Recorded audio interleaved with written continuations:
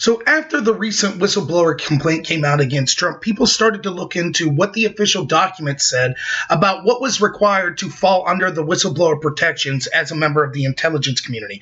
And what people found was quite strange. It turns out that all the documents that you could find online showed that actually you needed firsthand knowledge to be qualified as a whistleblower. That would mean that this current whistleblower wouldn't qualify because they admit, I didn't actually hear the phone call, it was all secondhand gossip. But that somehow, right around the time of this whistleblower complaint, the rules also changed to allow secondhand complaints and secondhand gossip to fall under a whistleblower complaint. Now, that seems awfully coincidental, especially coming, remember what Chuck Schumer told us? You can't criticize the intelligence community. They'll find 6 ways at Sunday getting back at you. All the evidence we have of the intelligence community is going after Trump in the past. Now, it just so happens that the day or the month of this whistleblower complaint, the rules changed to allow that complaint to exist. If it would have happened a month prior, it wouldn't have been allowed to happen. And so people started to question this and demand answers because it seems incredibly shady. So this forced the Inspector General to come out and release this statement clarifying exactly what went on. Predictably, the mainstream media, which is just mouthpieces for the intelligence community and the establishment Democrats, have declared victory and said, this proves that all the people that had the problem with this are just conspiracy theorists. But it doesn't prove that at all. It proves exactly the point we were making, that yes, we were right. The documents online did say firsthand knowledge was required. Those were the documents that everyone in the intelligence community got. It's just, and yes, it did change right around the time of this whistleblower complaint. But the defense that the Inspector General's statement gives is, well, the reason for that is actually the old documents were just a bad mistake and we realized our mistake and so we changed them. So that clarifies and it proves exactly what us that had a problem with this had been saying. And so I'm going to go through the whole report, which I think is important because you shouldn't just take people's word for it, even if you believe them. So I'll go through the whole report and I'll link it so you could read it for yourself. But it's important to do this because the media is always as gaslighting. They don't go through specifics. They just pull out one sentence and say, this proves we were right. They're not right. They're all wrong. And it's further proof that they're corrupt and they're not real journalists. But I'll just summarize 3 big problems I have with this statement and questions that I have coming up. Number one, they imply that this was just a misstatement, that it could have been ambiguous, and it could have, our old form could have accidentally gave the misleading impression that firsthand knowledge was required. That's a lie. It wasn't ambiguous at all. It's their own document here shows, and I'll get to the relevant points as why I think that's important, but it blatantly said firsthand requirement was necessary. Which leads me to the second question. Why was that language instituted in the first place? It's clear that there is some wiggle room that whether or not something's of urgent concern is up to the discretion of the Inspector General. In other words, they're like a judge. They get the evidence and they decide whether or not it meets the criteria for urgent concern. Clearly, Inspector Generals in the past felt that secondhand information, although the law doesn't, and they're right that the specific statute doesn't exactly say firsthand information is required, but it says that the Inspector General has to believe this is of urgent concern, and it's clear that Inspector Generals in the past, for some reason, thought firsthand knowledge was a prerequisite for that. Well, we're going to know why, because you can't use gossip, as I'll get to. Gossip's always going to be unreliable. So they said, look, before we grind the government to a halt with these serious whistleblower accusations, it better be firsthand information. And the third question I have is, has anyone else ever filed using only secondhand information like this whistleblower? And if not, are we admitting that under the previous administration that there could have been potential whistleblowers that came forth, but they were willfully misled into thinking they needed firsthand information? If so, can those whistleblowers still come forth about the Obama administration or the intel community using only gossip that they heard from other people? So those are all questions I have. So let's go through the report and I'll get to the specifics on it. Now, it's going to be a little boring at parts because it's just kind of legalese that isn't really affecting what we're discussing. But I think it's important to give the full context so I can't be accused of taking things out of context. Office of the Inspector General of Intelligence Community Statement on Processing of Whistleblower Complaints, September 30th, 2019. That's yesterday, by the way. The Office of the Inspector General of the Intelligence Community, the ICIG, processes complaints or information with respect to alleged concerns in accordance with the Intelligence Community Whistleblower Protection Act, the ICWPA. Fun acronyms, right? And the ICIG's authorizing statute. With respect to the whistleblower complaint received by the ICIG on August 12th, 2019. That's the complaint against Trump we have now. They're saying we got it on August 12th. The ICIG processed and reviewed the complaint in accordance with law.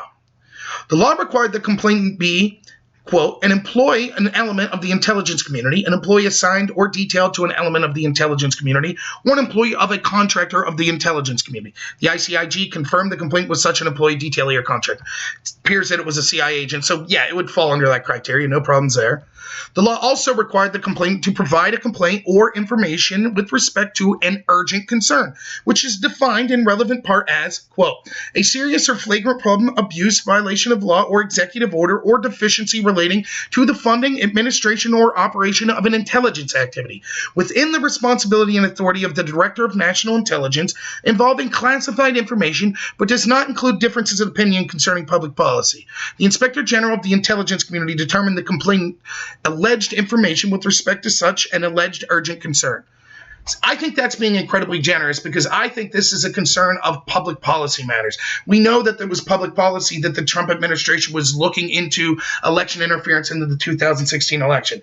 We know that the information that he asked about CrowdStrike, about other meddling from Ukrainians in the election, and even the case of Joe Biden was all tantamount to election interference. Now you say, Biden, no, that was all for personal gain. I disagree. There's several ways that you could, quote, get foreign interference into an election. The one that was alleged of Trump for 3 years was that he was colluding with Russians to get dirt on his opponents.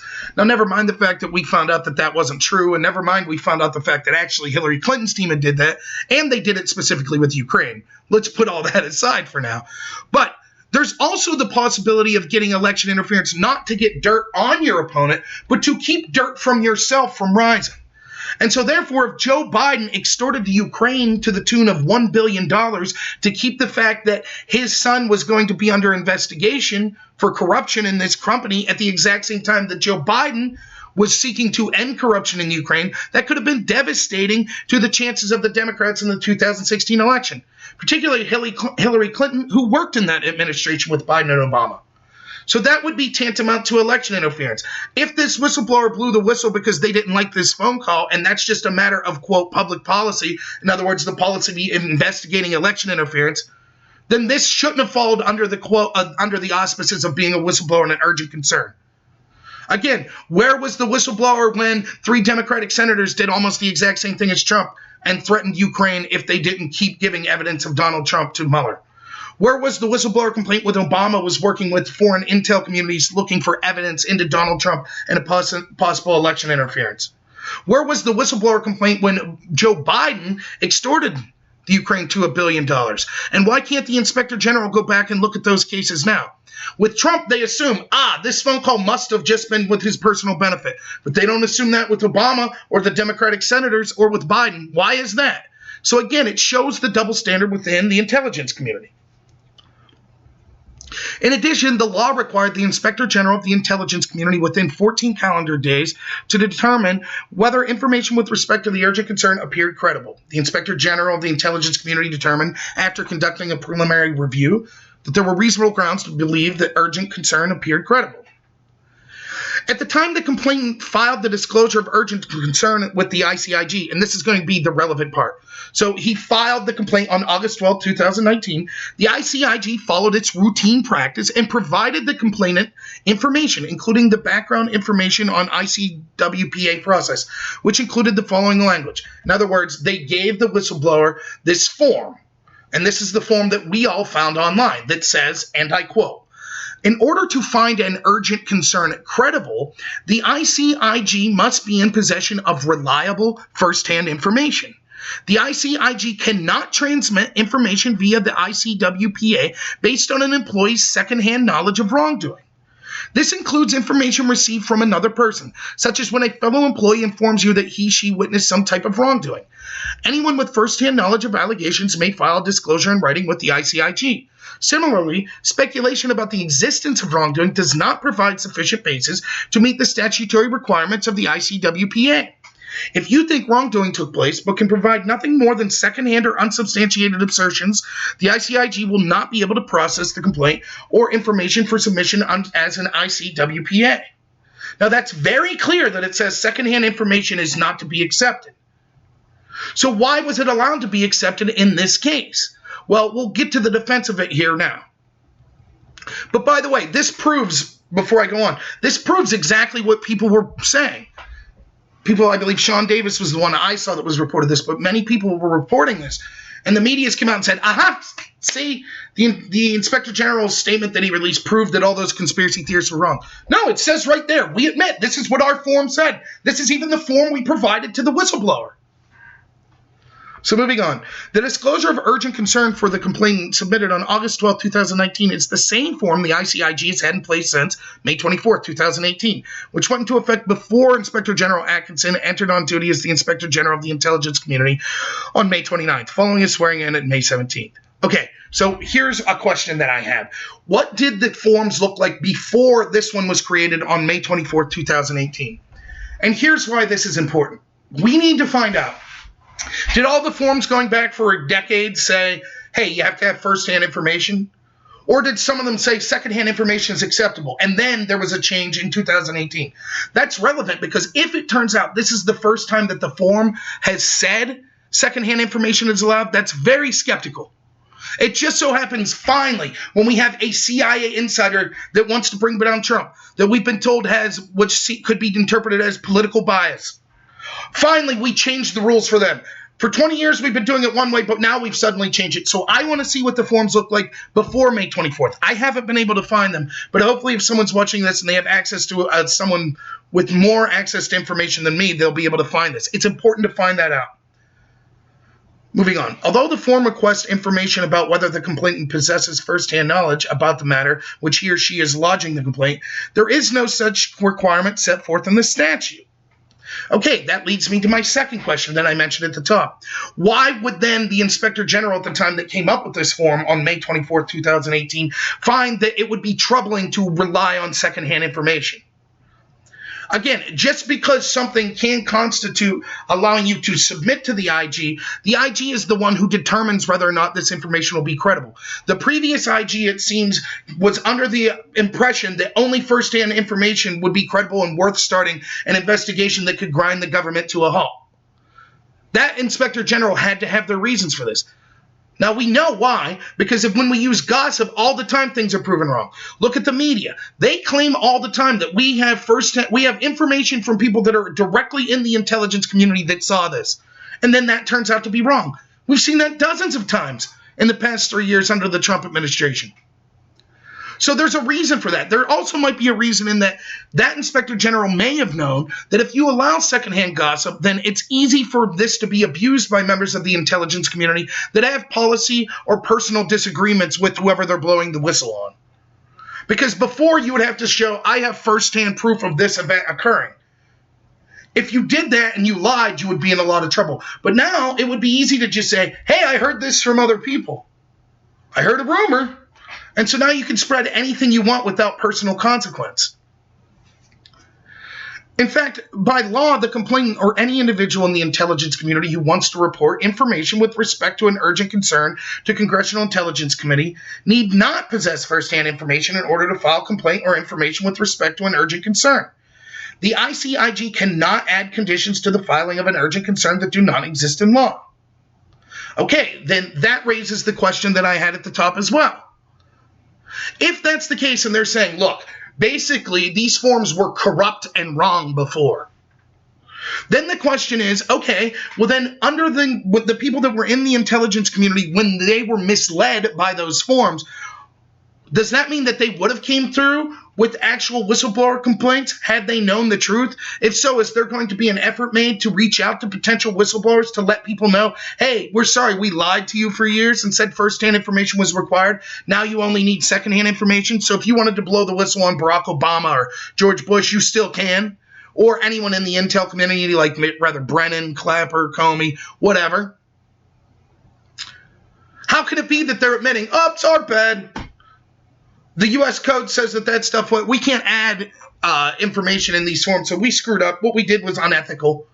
Fine, then there should be consequences on that.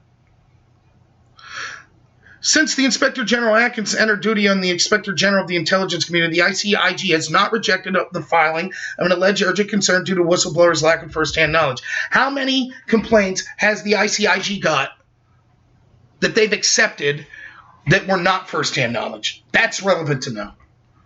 Because the statement they haven't rejected any, well, maybe they've only received this one. Are they receiving them all the time?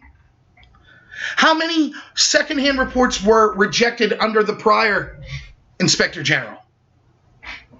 Were they rejected quite often? Were they accepted despite the fact the form said they weren't allowed to be submitted?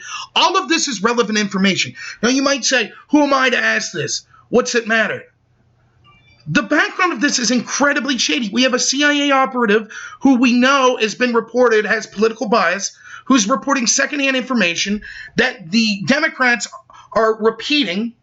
We know that allegation, a lot of the allegations in the whistleblower complaint weren't true. Like, for example, the fact that Trump asked for a server. He did not. Like that specific people listened in on the call. They did not. And we know that the Democrats wanted to impeach before they even saw the transcript. So we have a right to know. Isn't it just coincidental that the intelligence community changed their entire form as a result of this whistleblower complaint? Questions need to be asked of this. The complaint on the form he or she submitted on August 12, 2019, in fact, checked two relevant boxes. The first box stated, I have personal or direct knowledge of events or records involved. And the second box stated, other employees have told me about the events. Well, that's a lie. They didn't have direct information. Their direct information was, I directly heard from someone who heard, or I directly read a New York Times article. You know, I could say the same thing. I'm filing a whistleblower complaint, and I have direct knowledge and secondhand knowledge. My complaint is that I think Barack Obama sold out this country to Iran. The direct knowledge I have is I once was at a rally that Barack Obama was at. The secondhand knowledge is that he sold out the country to Iran. Yeah, of course, none of the allegations of specific wrongdoing that the whistleblower alleges in his complaint had to do with him firsthand seeing stuff. All of the specific allegations of corruption had to do with secondhand. So just saying, but he was around and saw things that didn't have to do with the complaint that's just a lie.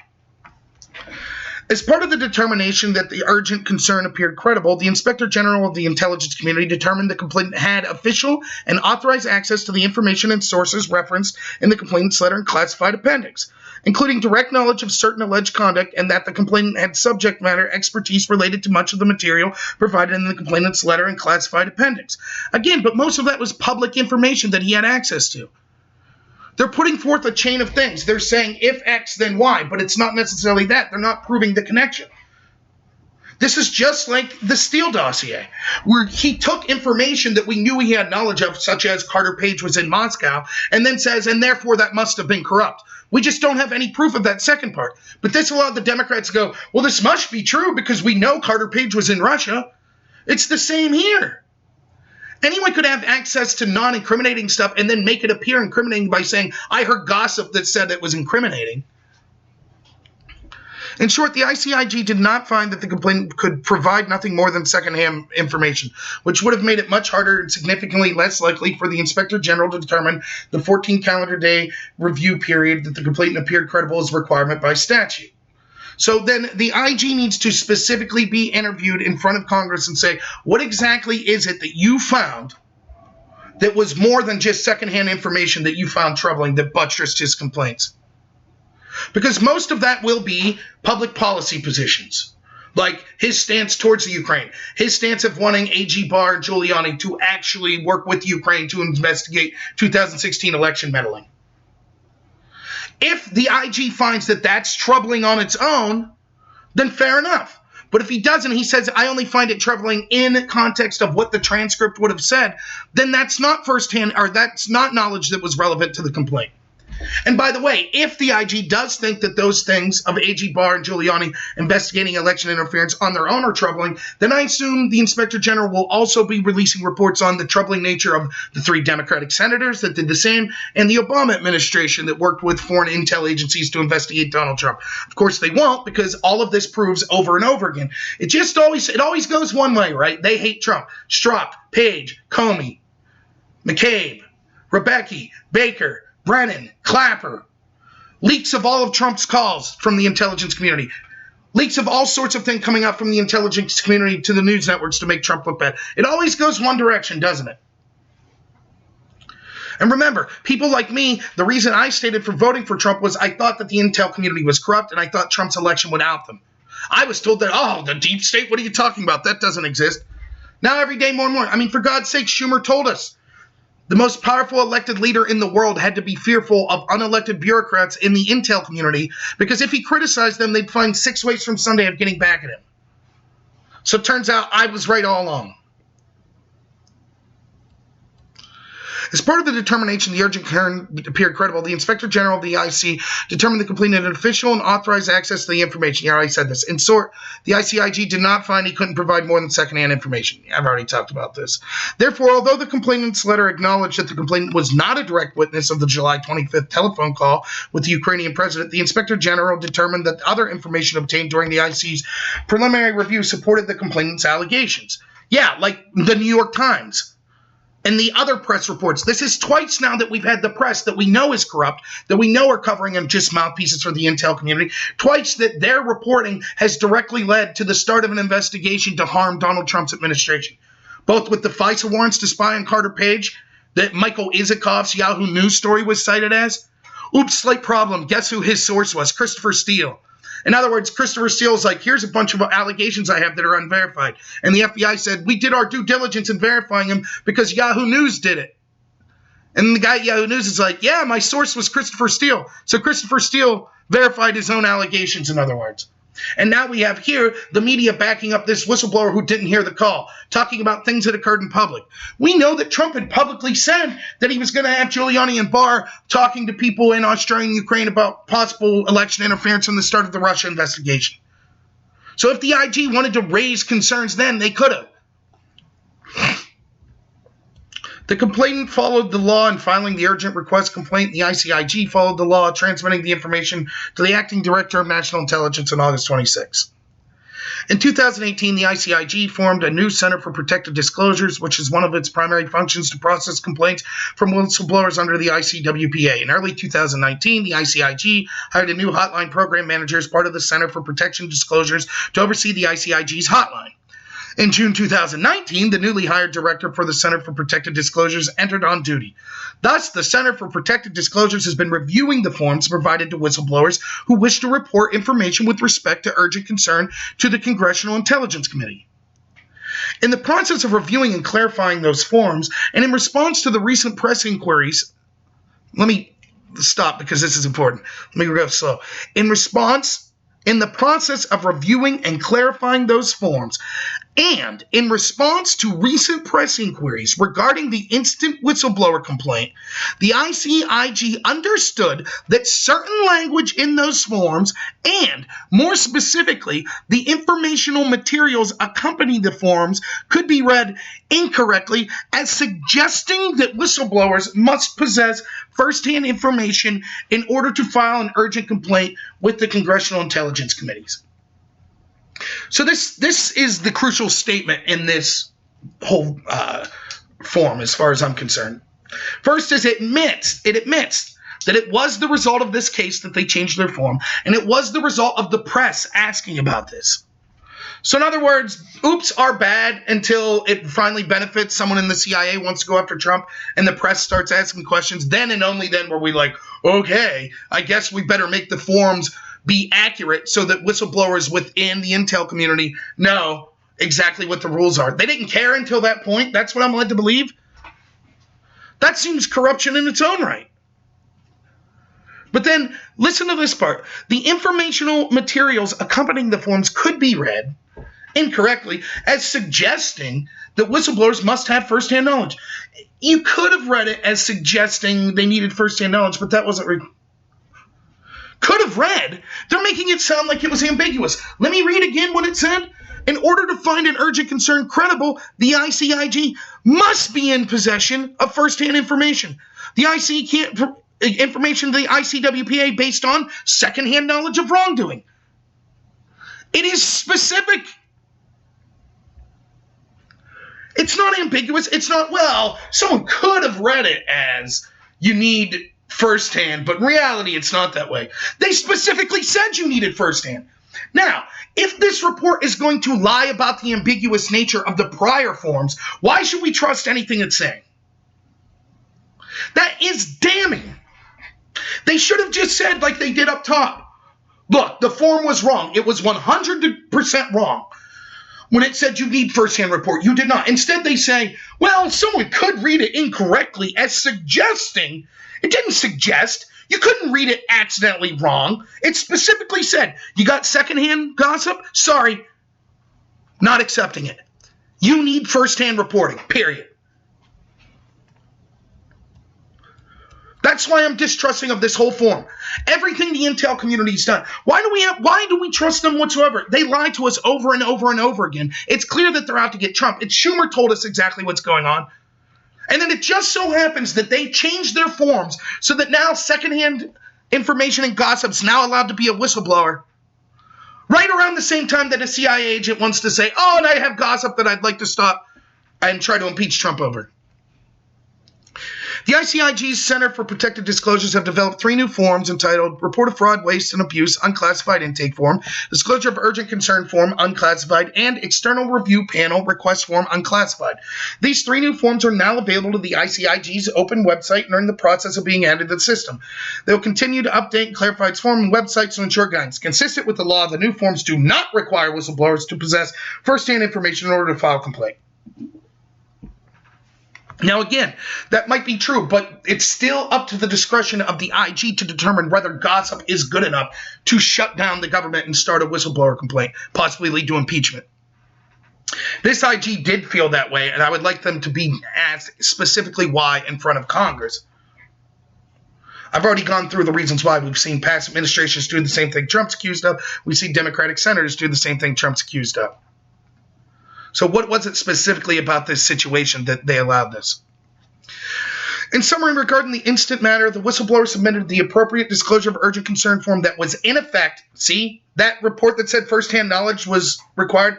They submitted that form on August 12th and had been used by the ICIG since May 24th. The whistleblower stated on the form she possessed firsthand and other information. I've already argued why that's garbage. The ICIG reviewed that the information provided as well other information gathered and determined that the complaint was both urgent and appeared to be credible. That's garbage. It relied on New York Times reporting and other media reports and things of public knowledge. We need to know exactly why that wasn't just a policy complaint. Again, does this mean that if I say Barack Obama gave a pallet of cash of billions of dollars to Iran because he wants terrorists to bomb the United States, and I say I have firsthand knowledge that I know he gave these pallets of cash, do you then say, well, this is an urgent form then? Yes, that's a whistleblower. No, they would say you have no proof of the nefarious allegations that you're making. Yes, you have firsthand knowledge of the situation of Part A, this money was given.